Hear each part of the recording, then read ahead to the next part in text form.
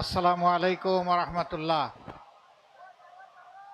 সবার একটু তাকবীর দেওয়ার আগ্রহ আছে, তাই না? লিল্লাহি তাকবীর, লিল্লাহি তাকবীর।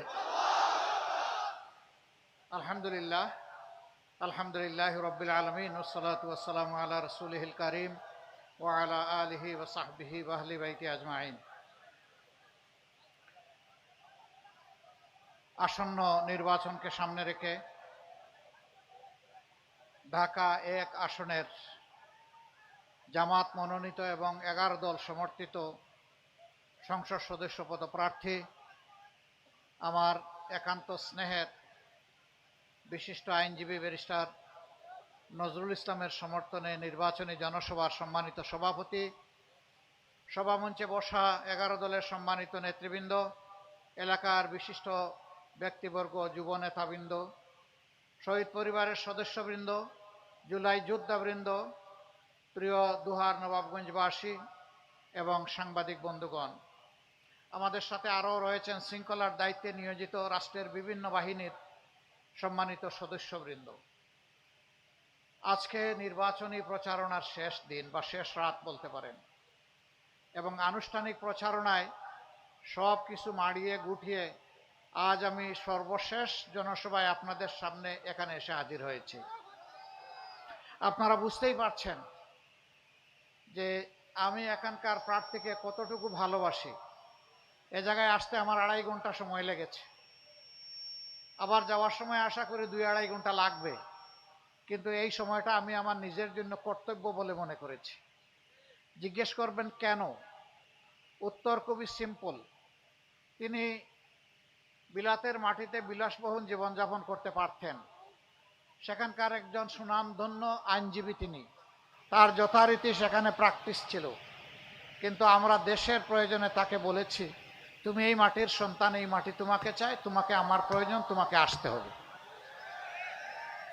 যখনই বলেছি আলহামদুলিল্লাহ, সব কিছু ছেড়ে ছুড়ে ওখানকার রঙিন নাগরিকত্ব ওটার দিকে ফিরে না থাকায় ওইটা ত্যাগ করে বাংলাদেশে চলে আসছে। এখন আমার দায়িত্ব বাকি তাকে আগলে রাখা এবং ছায়ার মতো তাকে পাশে রাখা। আমি এই বার্তা দিতে এসেছি, ঢাকা একবাসী, আপনারা ইনসাফের জন্যে একটি দুর্নীতিমুক্ত, চাঁদাবাজ মুক্ত, মামলাবাজ মুক্ত, বমি দস্যু মুক্ত, একটা অপরাধ মুক্ত সমাজ গড়ার জন্যে এবং আধিপত্যবাদ মুক্ত একটা সমাজ গড়ার জন্য আপনারা এই সিটটা আমাদেরকে মেহেরবানি করে উপহার দিন। আপনারা যদি এই সিটটা উপহার দেন তাহলে আমি ধরে নিব যে বাংলাদেশের সবাই আমাদেরকে সিট উপহার দেবে। কারণ একটা কথা আছে, শেষ ভালো যার সব ভালো তার। এটি যেহেতু আমার শেষ নির্বাচনী জনসভা, আপনাদের কাছেই আমি আবেদনটা রেখে গেলাম। বিনিময়ে কি হবে? কোনো বিনিময়ে আমি দিতে পারবো না, কিন্তু কথা দিয়ে যাচ্ছি, আপনারা ব্যারিস্টার নজরুল ইসলামকে সংসদে পাঠান। আল্লাহ তাআলা যদি সরকার গঠনের তৌফিক আমাদেরকে দান করেন, আমি হব এখানকার দ্বিতীয় এমপি ইনশাআল্লাহ। 2 এমপি মিলে এখানে আপনাদের উন্নয়নের জন্য কাজ করব। আল্লাহ যেন সেই তৌফিক আমাকে দান করেন। এটা কৃষি নির্ভর একটা এলাকা, এখানে কৃষিকে ইনশাআল্লাহ আমরা শিল্পে পরিণত করব। কৃষকের হাতকে আমরা শক্তিশালী করব। কৃষি পণ্য উৎপাদনের আমি হব তাদের অংশদার, কারণ আমি একজন কৃষকের সন্তান। আমি যদি এখানে এসে কৃষকদের সাথে তাদের কাজে শরিক হতে পারি, আমার অতীতকে আমি ফিরে পাবো ইনশাআল্লাহ।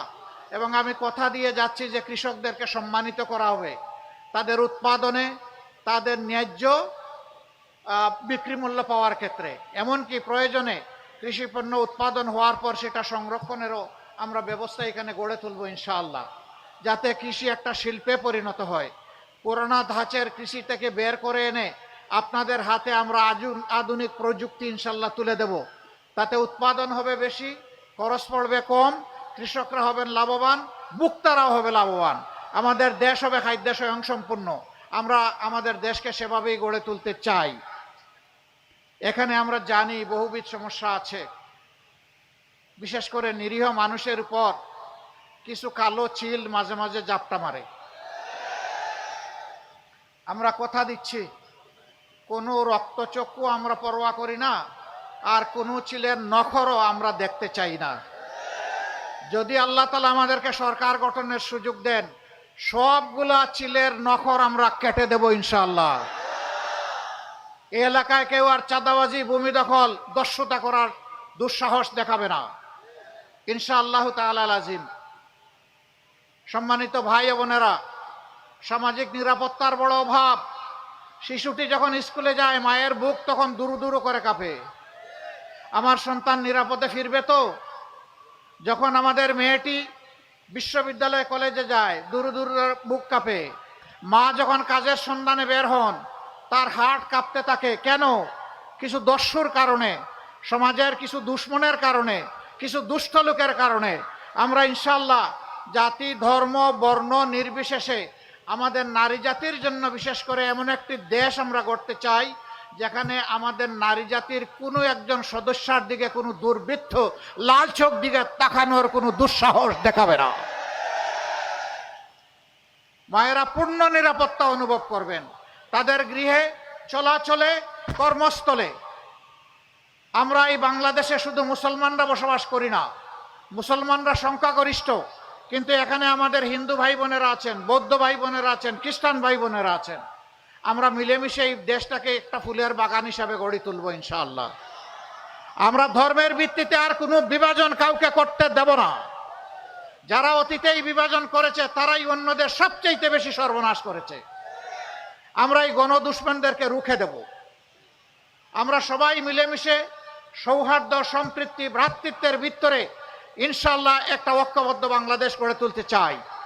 এই বাংলাদেশকে আর কাউকে বিভক্ত করতে দেওয়া হবে না ইনশাআল্লাহ। ঢাকা একবাসী, এখানে যখন মাঝে মাঝে আসি, মনে হয় এটা ঢাকা নয়, এটা ঢাকার সৎমা অথবা সৎমায়ের সন্তান, অবহেলিত, উপেক্ষিত। আমাদের অঙ্গীকার, যে এলাকা যত বেশি অবহেলিত, আল্লাহ তাআলা আমাদেরকে শক্তি দিলে সেই এলাকা থেকেই আমাদের উন্নয়নের কাজ শুরু হবে। এটি তাদের প্রতি দয়া নয়, এটি তাদের বঞ্চনার কম্পেনসেশন, ক্ষতিপূরণ। এই ক্ষতিপূরণ আগে দিতে হবে, তারপরে অন্যদের সাথে তাল মিলে তারা চলবে ইনশাআল্লাহ। এবং বাংলাদেশের 56,000 বর্গ মাইলের 1 ইঞ্চি জমির উপর আমরা বেইনসাফি করব না, বেইনসাফি কাউকে করতেও দেব না। আপনারা আমাদের উপর আস্থা রাখতে পারেন। আমাদের নেতৃবৃন্দ যারা দুনিয়া ছেড়ে শহীদ হয়ে চলে গেছেন, দেশ এবং জাতির খেদমত করা ছিল তাদের অপরাধ। সেই অপরাধে তারা দণ্ডিত হয়েছেন। এই জন্যেই হাসি মুখে ফাঁসির তক্তার উপর তারা দাঁড়ানোর সৎসাহস করেছিলেন, কারণ তারা জানতেন দেশপ্রেমের কারণেই তাদেরকে খুন করা হচ্ছে। ভাই ও বোনেরা, সেই আস্থাটুকু আপনারা রাখেন। আমরা ইনশাল্লাহ আপনাদের আস্থার প্রতিদান দেব।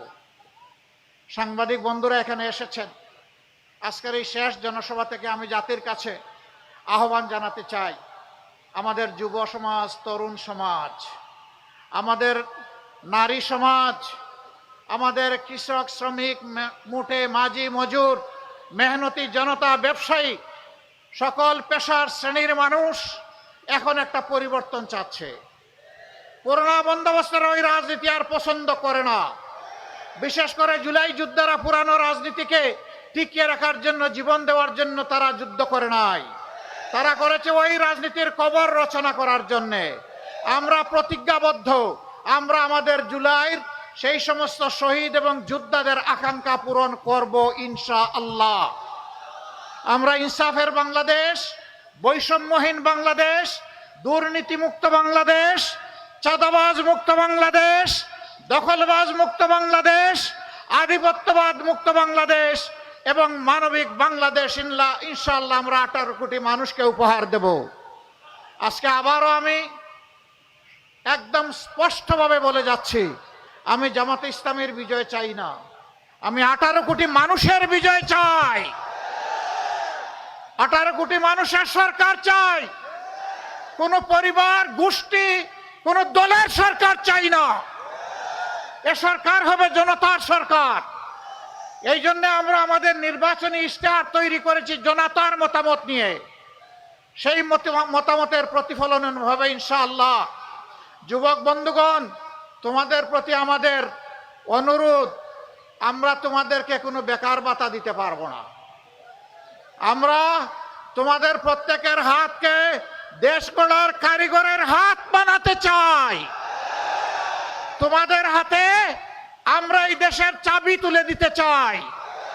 বাংলাদেশ নামের একটি উড়োজাহাজ, সেই উড়োজাহাজের ককপিটের পাইলট হিসেবে তোমাদেরকে বসিয়ে দিতে চাই। ওই উড়োজাহাজ নিয়ে তোমরা রকেট গতিতে সামনের দিকে এগিয়ে যাবা। পিছনের কাসুন্দি জাবর কাটে যারা, ওদের দিকে ফিরেও তাকাবো না। পিছনে ফিরে তাকানোর আমাদের কোনো সময় নেই। 54 বছর আমরা নষ্ট করে ফেলেছি। আমাদের সম্পদ লুণ্ঠন করে, চুরি করে বিদেশে পাচার করা হয়েছে। আমরা কথা দিচ্ছি, আল্লাহ আমাদেরকে সরকার গঠনের সুযোগ দিলে ওই লুণ্ঠনকারীদের মুখের ভিতর দিয়ে পেটে হাত ঢুকিয়ে তোমাদের সম্পদ আমরা দেশে ফিরিয়ে আনবো ইনশাআল্লাহ। এবং সেই সম্পদ রাষ্ট্রীয় কোষাগারে জমা হবে। সেই সম্পদ দিয়ে যুব উন্নয়ন হবে, তরুণ তরুণীদের উন্নয়ন হবে। তাদের হাতে নৈতিক এবং তাদের হাতে দুনিয়ার সর্বাধুনিক শিক্ষা তুলে দেওয়া হবে। তখন আর বেকারের মিছিল বাড়বে না। এরা দেশে এবং প্রবাসে যেখানেই থাকুক, এরা হবে ওই সমাজের সর্বশ্রেষ্ঠ মানুষগুলো। প্রিয় দেশবাসী, আজকের এই দোহারের জনসভা থেকে আমি আরেকবার আপনাদেরকে আহ্বান জানাই। বারবার সুযোগ দিয়েছেন অনেককে, তাদেরকে দেখেছেন, এখনো দেখছেন, আমাদেরকে আপনারা দেখেছেন। মেহেরবানি করে একটিবারের জন্য অন্তত আমাদেরকে আপনাদের মূল্যবান ভোট দিয়ে পরীক্ষা করুন। একটিবারের জন্য পরীক্ষা করুন, আমরা এই দেশকে কি দিতে পারি একটু দেখার আপনারা সুযোগ গ্রহণ করুন। আমি আস্থার সাথে বলতে চাই, যারা আল্লাহকে ভয় করে দেশ চালাবে, আল্লাহর রহমত এই দেশের উপর নেমে আসবে। এই দেশ সম্মানিত হবে। এই দেশ ইনশাআল্লাহ অগ্রগতি এবং উন্নতি লাভ করবে। এই দেশ আর বিকার ঝুলে নিয়ে দুনিয়ার কোথাও ঘুরবে না।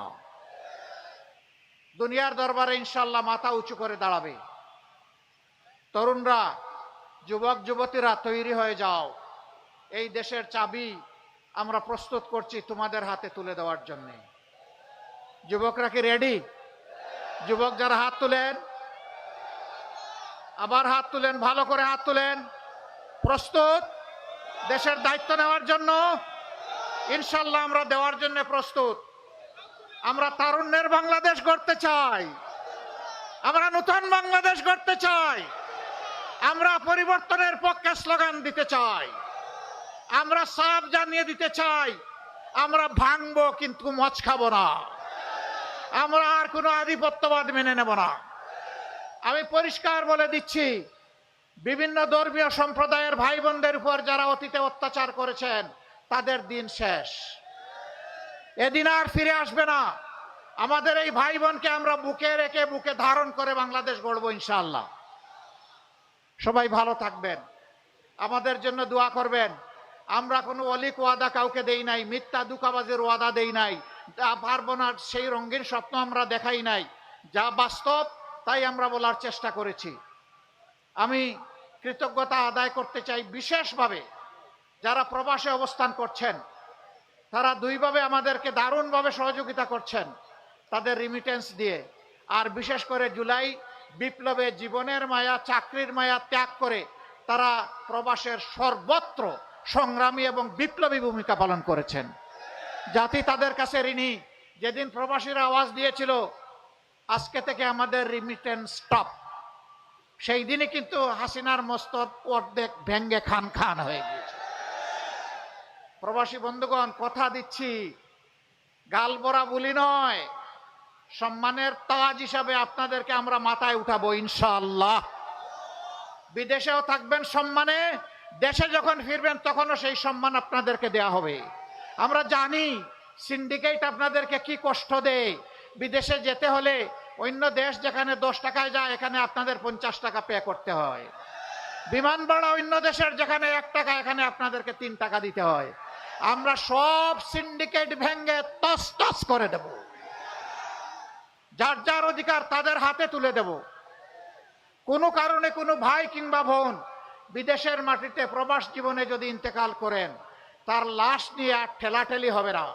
আমরা ইনশাল্লাহ আমাদের কাঁধে তুলে সম্মান এবং শ্রদ্ধার সাথে বাংলাদেশে নিয়ে আসবো, রাষ্ট্রীয় খরচে ইনশাআল্লাহ, মর্যাদা দিয়ে। তবে আমরা চাই যারাই বিদেশে গিয়েছে তারা সুস্থ থাকুক, তারা বেঁচে থাকুক, সুস্থ অবস্থায় আপনজনের বুকে তারা ফিরে আসুক। আল্লাহ রাব্বুল আলামিন আমাদের প্রবাসী ভাইদের মান ইজ্জত বাড়িয়ে দিন, তাদেরকে সুখে এবং শান্তিতে রাখুন। তাদের অবদান রয়েছে এবং আগামীতেও লাগবে। তাদের নিয়েই আমাদের সমস্ত পরিকল্পনা পূর্ণতা পাবে ইনশাআল্লাহ। সবাই ভালো থাকবেন। লিল্লাহি তাকবীর। প্রতীক একটা দেওয়া লাগবে না ইনশাআল্লাহ। Come forward. Barrister Nazrul Islam. দাড়িপাল্লা কোথায়? দাড়িপাল্লা। আমার একটা ইনসাফের প্রতীক লাগবে, এই যে আছে এখানে। মাশাআল্লাহ মাশাআল্লাহ, এটাই চলবে। বড় জাতির দায়িত্ব নিতে হবে, শক্ত করে আমার মতো মুষ্টিবদ্ধ করে ধরতে হবে। 2 আঙ্গুল দিয়ে ধরলে হবে না, 5 আঙ্গুল দিয়ে শক্ত করে। প্রতীক আছে? কোন সে প্রতীক? ইনশাআল্লাহ ইনশাআল্লাহ জিতে যাবে। মা বোনদের দোয়া নিয়ে 12 তারিখ সারাদিন ইনশাআল্লাহ সকাল সন্ধ্যা সিল মারো ভাই, সিল মারো, জুড়ে সুরে সিল মারো। ইনশাআল্লাহ জিতে যাবে। বিজয়মালা। নেতা আছে? কোন সে নেতা? কোন সে নেতা? আরে আমার নাম বলবেন না, এখানে কোন সে নেতা? কোন সে নেতা? ইনশাআল্লাহ জিতে যাবে ইনশাআল্লাহ। মাশাআল্লাহ আলহামদুলিল্লাহ। ভোট একটা গেল, আরেকটা বাকি আছে না? কোন ভোট সেইটা? গণভোট। কি বলবেন? কি জন্য? নতুন বাংলাদেশ লাগবে, লাগবে না? এই নতুন বাংলাদেশ বুকে তুলে নেওয়ার জন্য হা ভোট। গণভোটে কি বলবেন? প্রথম ভোটটি হবে হা, দ্বিতীয় ভোটটি দাঁড়িপাল্লা ইনশাআল্লাহ। মনে থাকবে? সবাই মিলে আমি বলে দিচ্ছি, এখানে একটু শুনলাম কারা কারা একটু উস্কানি দিচ্ছেন। মাথা গরম করিয়েন না, এখন মাঘ মাস। মাঘ মাসে গরম হলে চৈত্র মাসে আউট হয়ে যাবে ব্রেন। ধৈর্য রাখেন, জনগণের উপর আস্থা রাখেন। জনগণের উপর আস্থা রাখার নাম হচ্ছে গণতন্ত্র। গণতন্ত্রের প্রতি সামান্য বিশ্বাস থাকলে অন্য কাউকে বিরক্ত করবেন না। মনে রাখবেন, কাউর খেয়ে কেউ এখন বাঁচে না। আমি আপনাদেরকে বলে দিচ্ছি, ওই রকম কোনো উস্কানি কেউ দিলে চোখে চোখ রেখে বলবেন, ইনশাআল্লাহ 12 তারিখ যাব, আমার পছন্দের প্রার্থী এবং প্রতীকে ভোট দেব, তোমার পারলে তুমি আমাকে ঠেকাইও। বলতে পারবেন? বিড়ালরা শিয়ালরা পিছনের দরজা দিয়ে পালায় যাবে ইনশাআল্লাহ। আপনারা পারবেন, আমার বিশ্বাস ইনশাআল্লাহ। লিল্লাহি তাকবীর, লিল্লাহি তাকবীর। ইনকিলাব ইনকিলাব জিন্দাবাদ জিন্দাবাদ। ইনকিলাব জিন্দাবাদ। আসসালামু আলাইকুম ওয়া রাহমাতুল্লাহ।